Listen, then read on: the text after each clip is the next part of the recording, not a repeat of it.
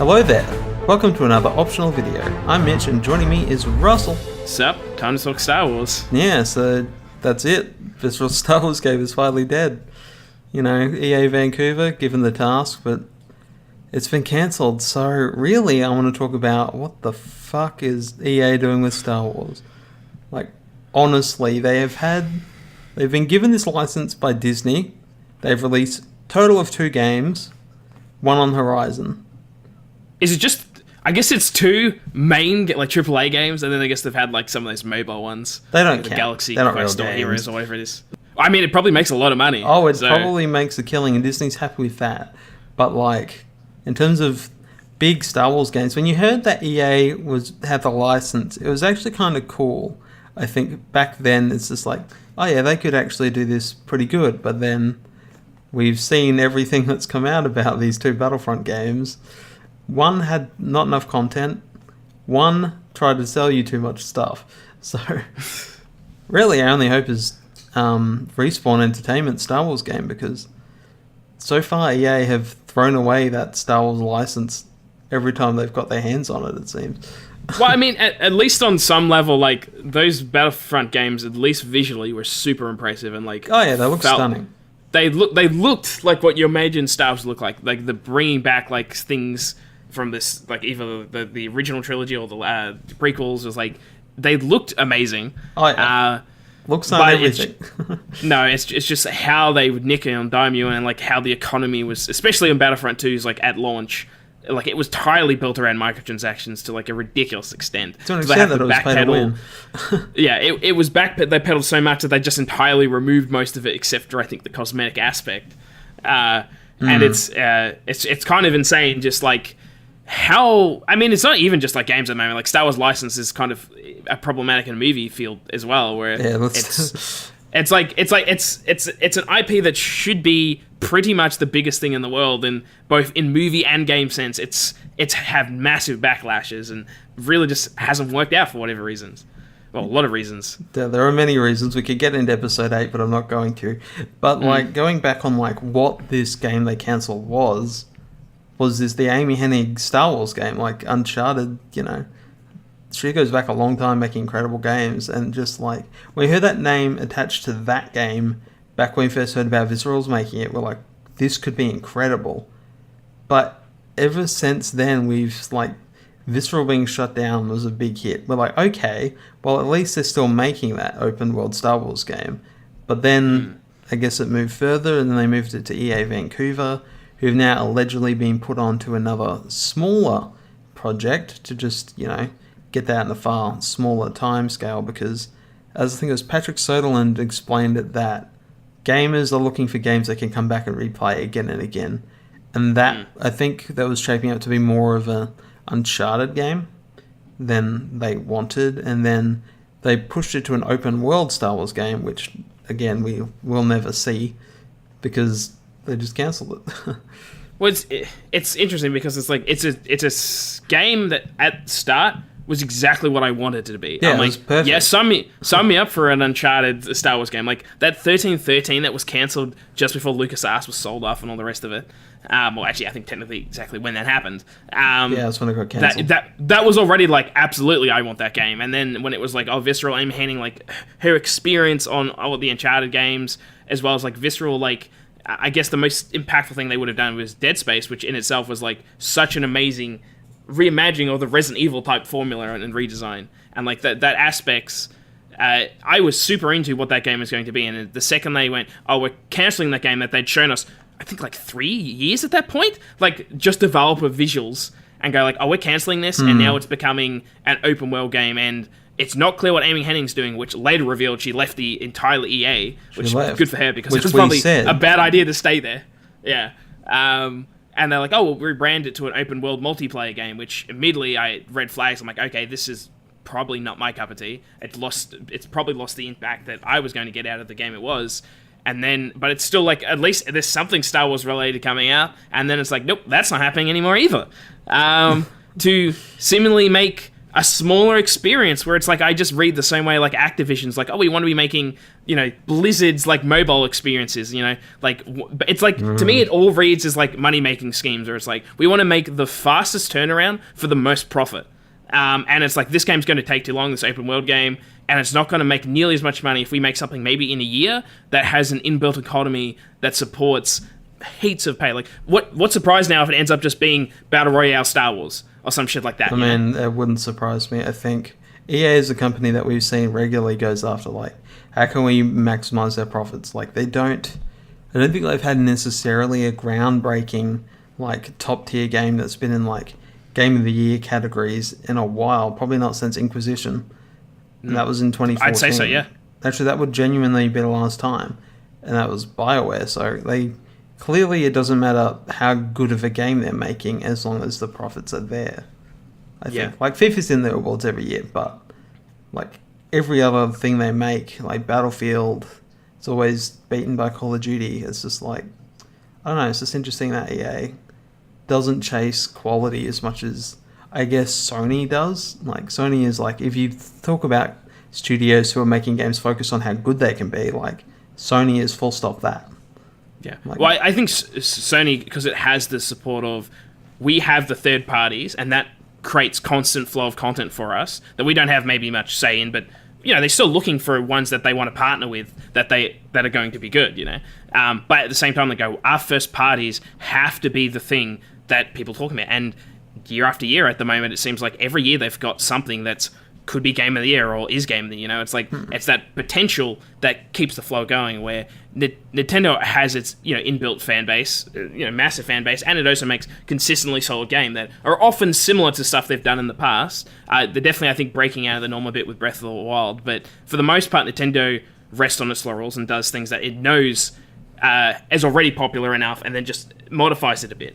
Where Xbox, I feel like, is, you know, it's not reaching, but EA has just as much resources to make excellent, stellar games if they wanted to / committed to. And so often it feels like that they either cut games short, don't let the developers fully reach the potential of that game, or completely ruin the developers' like vision by, like, I'm sure DICE didn't want any of that shit that happened with Battlefront 2 to occur. Yeah, I'm pretty sure they would love their game to be thought of very well.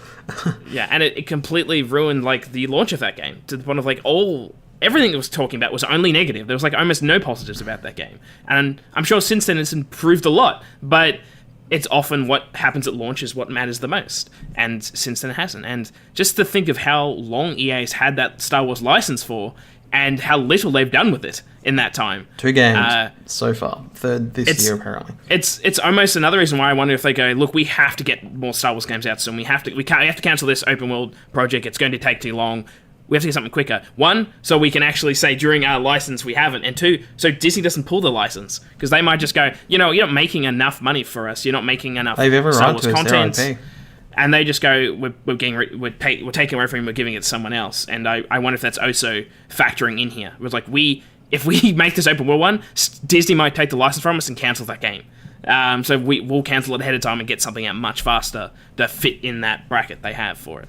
Yeah, I think you're probably right with that. Like, I don't know, Disney even commented on that loot box scandal as well. Like, the head of Disney, and just like, if a company has screwed up so bad with your IP that the boss needs to actually talk to the other one, going like, what are you doing with our thing? It's just like, Star Wars, for the most part, needs to kind of, like, it's one of the biggest franchises in the world. Like, everyone knows Star Wars.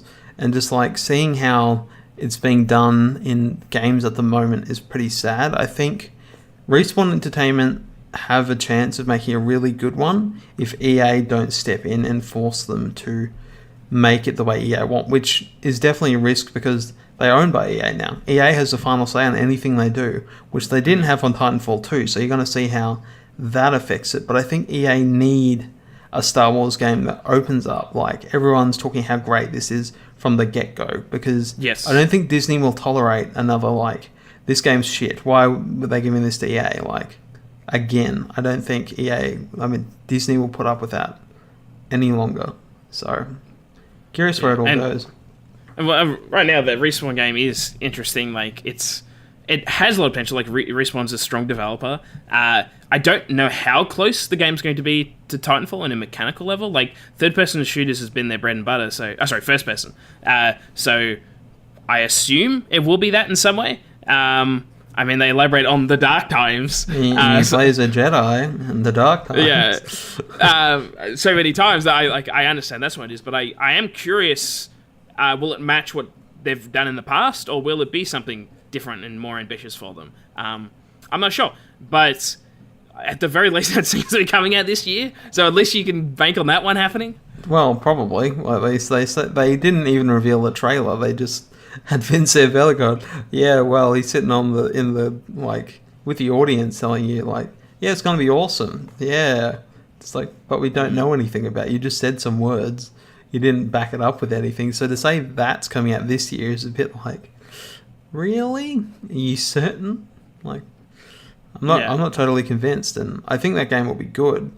It's just you wonder how much meddling EA are gonna do, and they're not gonna cancel it. You can bet on that. It's one of those things where it's to me, I think of the Star Wars games that stood at the most. I'd go the original Battlefront games and Knights of the Old Republic, and it's why not Knights of the Republic 3? And I guess the answer is BioWare's busy. BioWare's so busy on a project that they're hoping is going to pay off big time for them, that they can't have them developing Knights of the Old Republic 3. I mean, I guess they had the MMO as well, so that was a focus at one point. That was their Knights of the Old Republic 3, I think, is what they... Yeah. I don't know internally if BioWare think that or not. It's up to them, but it's not if you released a big single-player RPG, styles like KOTOR, be incredible, but they wouldn't get the sales that EA are after, which we all know EA are after sales. So and they want longevity. Anthem to me is a massive appeal effect because it is building that Destiny model of it's a game that you can come back to. There will be new content. You can keep playing it, and EA wants that because it's much cheaper to do that than to continually make new games every couple of years. And that's what they want. And Knights of the Old Republic on MMO works. A solo single player game. It's like Dragon Quest. I mean, Dragon Age. Where it's how much can you build that kind of infrastructure about it? It's more difficult without changing it. And as we saw with Fallout recently in Bethesda's outings, it's sometimes hard to drastically change something and still make it appeal. If they got the license taken away from them, who would you want it to go to? That's a good question. Not Activision. Let's just get that out there. Yeah. Get rid of Activision. And it's like the twin brother of the same situation. Yeah, it's who do you give it to then? It's Ubisoft. No thanks. Do you give it to a game a console manufacturer like Sony? I think Sony would do an incredible job, but I think that won't go exclusive because Disney want. I mean, Marvel, Spider-Man. I was going to call the game Marvel, but it's called Spider-Man. That's exclusive, and that was an incredible game because Sony gave it to the right developer. I think Sony could do good Star Wars games, but I feel that people would miss out on it if you're not into Sony. Honestly, my opinion is if they want bang for buck and they want diversity and creativity and really go out there, they do exactly what they have done with the Marvel IPs and sell it to and give it to multiple developers, multiple teams. Square Enix gets one, Capcom gets one. Don't be smart. Basically diversify the portfolio and really have all these potential avenues that could pay off, as opposed to stick it to one company which at this point has almost an incredibly clear business model in how they structure their games, which as a corporation, it's money making, but it's not working for consumers. Consumers are not liking what EA is doing, and it just seems like a really uphill battle for EA to come back from it at the moment. And if I was Disney, I'd pull it out. I'd go, no, let's get rid of EA at the moment. It's too risky. I think they had the contract 5 years or whatever it was, so they're contractually obligated to have that time period. But I'm sure after that, I would do that. I'd go, give it to these other companies. Wouldn't renew that contract. Yeah. But who do you think could do the best Star Wars game now? I definitely want a Japanese team to do a Star Wars game. I want to see what that would be. I'd be curious because how they do it. To me, I feel the biggest mistake of Star Wars is how much it retraced the same ground. The movies are the same problem with that too. It's the same. Oh, that's why I mean the entire Star Wars IP. I'm to me, it's a fact it's supposed to be a massive universe, and they're like, oh, let's just retread the same kind of like family ties and same stories again and again. I don't want that. I much prefer. That's why I like Knights of the Old Republic so much, is because it was a different time period. It was a much different universe back then, and I like that when they pick something different and interesting. And that's what I'd want. I'd want some kind of interesting time period. I don't want Skywalkers. I don't want familiar people. Like, I've seen I wanted Visceral Star Wars game that they promised, which was you play as a outlaw kind of smuggler character, and like that's what I want in Star Wars. I don't want to play as a Jedi all the time. I want to play as like some like guy trying to make his way in the universe. Rogue One movie was like the proof to me of like how good Star Wars IP could be without like Jedi and Sith. Like they can do it right. I mean, yeah, there's a bit in there, but for the most phenomenal part, bit, mind you. But for the most part, you can separate entirely from that Jedi dynamic and literally do something, still make something incredible. That's what I'd like to see as well, and that's why 1313 was interesting, and that's what the Amy Hennig Star Wars game is going to be like. It's like all these potentials that they keep cancelling, because it's like ultimately I think they go, money-wise, what is the most profitable? It's got to be lightsabers. Yeah. Every time it's got to be lightsabers. Yeah, I think, like as you said, like give it to someone who's actually passionate about making a Star Wars game. Like, I would love to see how, CD Projekt Red's next game goes, Cyberpunk. Oh, absolutely. But to see them try a Star Wars game would be fascinating, because I think they could do it justice, as they've proven like how good they were with the Witcher series. Like, Witcher 3 is one of the best games ever, and like Cyberpunk is shaping up to be also pretty damn good. So, and Bungie's free now. They might actually go back to being the way we used to like them. I would expect Bungie's will be Destiny full force still. They do the best. They got the IP. Destiny apparently that they always were going to do without Activision's influence. We'll see what that is, and we'll really see like what Bungie is compared to Activision, I guess. In the couple next years, we'll see what happens with this whole Star Wars deal with EA, and I just reckon this contract's going to be torn up at the end of it. Probably. Not renewed, because they've shown how it works with Insomniac, like making Spider-Man, and all these different companies making their Marvel games, as you said. So, yeah, like, it's not all doom and gloom. There is a future of Star Wars games that could be positive. We're just in the wrong, universe right now. We kind of went off at the EA fork, and we need to get back on track. So, yeah. Thanks for joining me, Russell. This was a fun discussion. No problem. Always happy to talk Star Wars and games and things. Yeah, so thanks everyone for watching. Who do you think should develop the next Star Wars game? Let us know in the comments below, and if you enjoyed it, like and subscribe, and hopefully we'll see you again. Goodbye. Are you threatening me, Master Jedi? The Senate will decide your fate. I am the Senate. Not yet.